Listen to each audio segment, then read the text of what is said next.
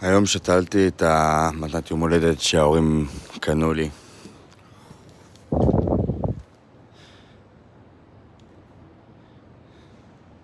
עץ לימונים קטן, צעיר, חמוד ובן 3.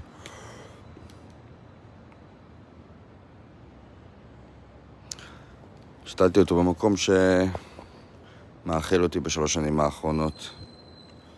והאמת, בא לי קצת לימונדה.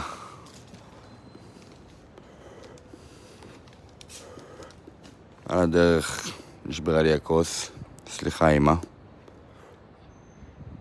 אבל לפחות לעץ הזה יהיה מזל טוב.